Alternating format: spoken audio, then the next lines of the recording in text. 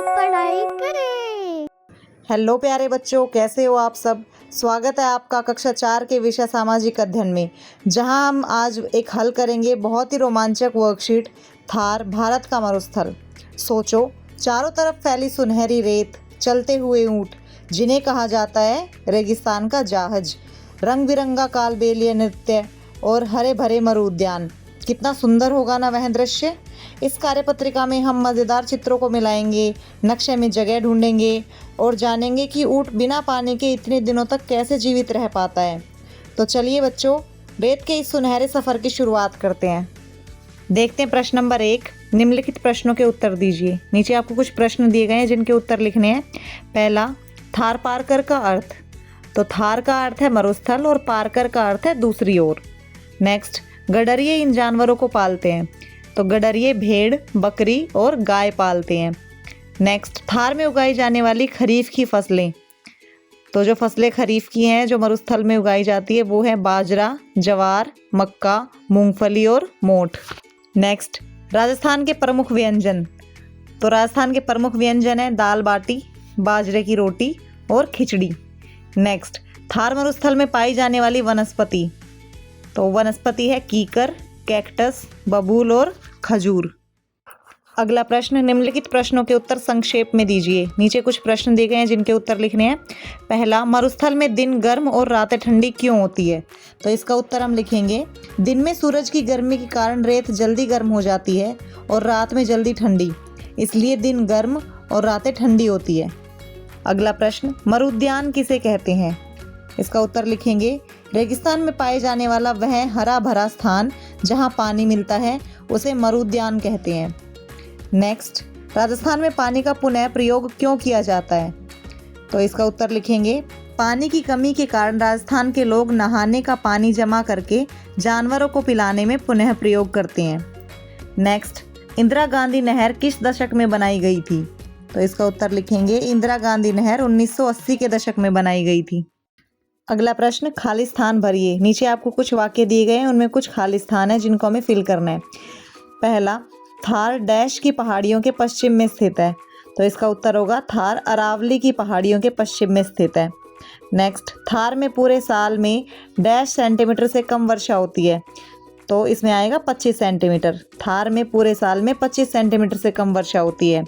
Next, dash पवनें ऋतुओं के अनुसार अपनी दिशा बदल लेती है। मानसून पवनें। तो इसमें क्या आएगा, मानसून पवनें ऋतुओं के अनुसार अपनी दिशा बदल लेती है।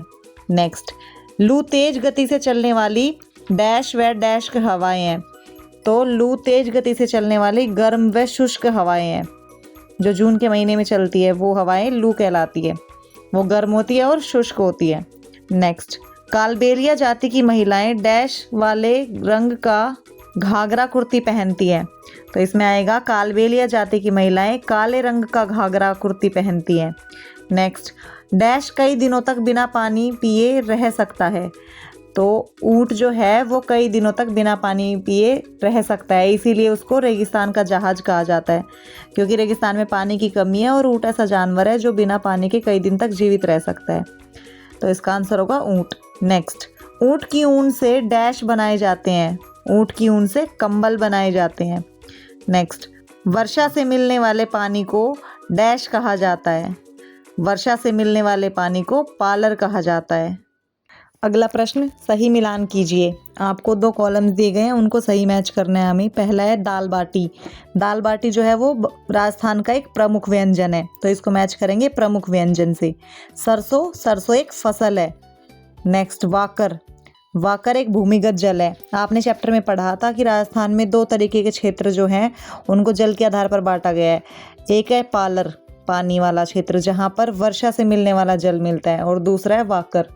वाकर जो है वहाँ पर आपको ज़मीन से मिलने वाला जल होता है, जैसे कुएं से जो पानी निकल रहा हो, ऐसा भूमिगत जल। तो वाकर को मैच करेंगे भूमिगत जल से। नेक्स्ट, गडरिये। गडरिये होते हैं जो भेड़ बकरी चराने वाले लोग होते हैं, उनको गडरिये कहा जाता है। घूमर। घूमर जो है वो राजस्थान का एक प्रसिद्ध नृत्य है, तो इसको मैच करेंगे क से, प्रसिद्ध नृत्य। अगला प्रश्न, थार में बहुत सारी घुमक्कड़ जातियां रहती हैं। इनमें से किन्हीं 2 जातियों के बारे में जानकारी इकट्ठा कीजिए तथा नीचे दी गई तालिका में भरिए। तो सबसे पहले जानते हैं बेटा घुमक्कड़ जातियाँ होती कौन सी है। ये वो जातियाँ होती है जो अपनी आजीविका के लिए, अपना जीवन चलाने के लिए एक जगह पर नहीं रहती, मौसम के अनुसार और सामान की ज़रूरतों के अनुसार अपनी जगह बदलती रहती हैं। तो देखते हैं कुछ घुमक्कड़ जातियाँ। जैसे पहली है कालबेलिया।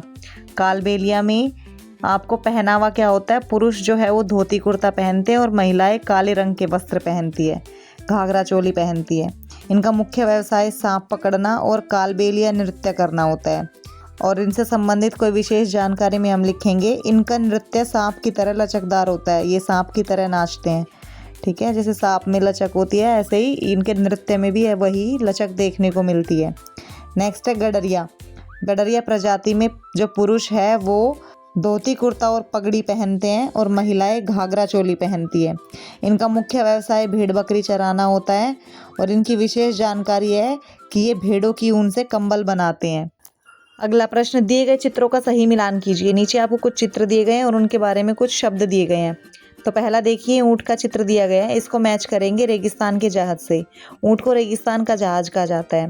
जैसे आपको पता है रेगिस्तान में बहुत ज़्यादा रेत होता है, उसमें पैर धंसते हैं, लेकिन जो ऊँट होता है उसके पैर गद्देदार होते हैं और वह रेत में आसानी से चल पाता है। इसीलिए आपको दिखेगा कि रेगिस्तान में ज़्यादातर लोगों के पास ऊँट होता है। और दूसरा कारण ये भी है कि ऊँट जो है वो बिना पानी के कई दिनों तक जीवित रह सकता है। रेगिस्तान में पानी की कमी होती है और ऐसे में जो जानवर वहाँ पे बिना पानी के कई दिनों तक जीवित रह सकता है, रेत में आसानी से चल सकता है, वो तो उनके लिए बहुत ही खास होता है। तो इसीलिए रेगिस्तान का जहाज कहा जाता है ऊँट को। नेक्स्ट आपको एक अनाज का चित्र दिया गया है। देखिए कौन सा अनाज है, ये है बाजरा, ठीक है। इसको मैच करेंगे बाजरा से। नेक्स्ट देखिए आपको एक चित्र दिया गया है जिसमें आपको बहुत सारी ग्रीनरी दिख रही है, उसके साथ आपको कैक्टस के पौधे भी दिख रहे हैं। तो ये क्या है, मरु उद्यान है। मरु उद्यान वो जगह होती है जहाँ पर पानी मिलता है रेगिस्तान में और थोड़ा हरा भरा क्षेत्र होता है ये।